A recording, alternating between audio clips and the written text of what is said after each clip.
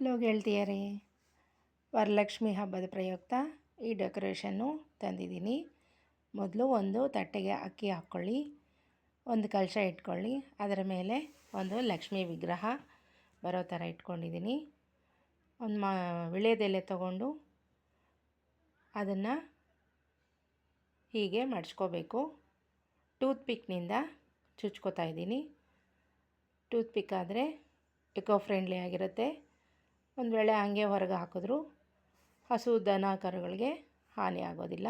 ಅದಕ್ಕೋಸ್ಕರ ಹೀಗೆ ಎಲ್ಲ ರೆಡಿ ಮಾಡ್ಕೊಂಡಿರೋ ಅಂಥ ಎಲ್ಲ ವೀಳ್ಯದೆಲೆಗಳನ್ನು ಸ್ವಲ್ಪ ಗ್ಯಾಪ್ ಬಿಟ್ಟು ಇಟ್ಕೊಂಡಿದ್ದೀನಿ.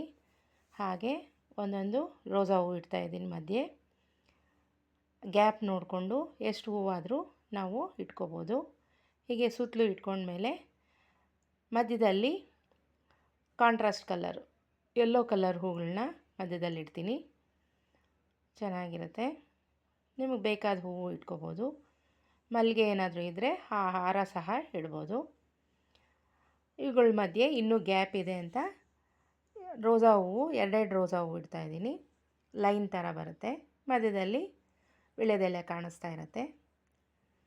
ಈ ಗ್ಯಾಪೆಲ್ಲ ಫಿಲ್ ಮಾಡ್ಕೋಬೇಕು.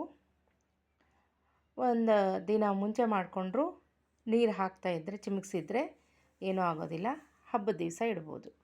ಲಕ್ಷ್ಮಿ ಹೆಜ್ಜೆ ಇಟ್ಟಂಗೆ ಹೆಜ್ಜೆ ಇಟ್ಟು ಅದನ್ನು ಒಂದು ಡೈನಿಂಗ್ ಟೇಬಲ್ ಮೇಲೆ ಜೋಡಿಸಿದ್ದೀನಿ. ಲಕ್ಷ್ಮಿ, ವರಮಹಾಲಕ್ಷ್ಮಿ ಡೆಕೋರೇಷನ್ ಪರ್ಪಸ್ಗೆ ರೆಡಿ ಇದೆ. ವೆಲ್ಕಮ್ ಮಾಡೋದಕ್ಕೆ ಒಂದು ಎಂಟ್ರೆನ್ಸಲ್ಲಿ ಇಟ್ಟರೆ ಇದು ತುಂಬ ಚೆನ್ನಾಗಿ ಕಾಣುತ್ತೆ. ಹೇಗಿದೆ ಕಮೆಂಟ್ ಮೂಲಕ ತಿಳಿಸ್ತೀರಾ?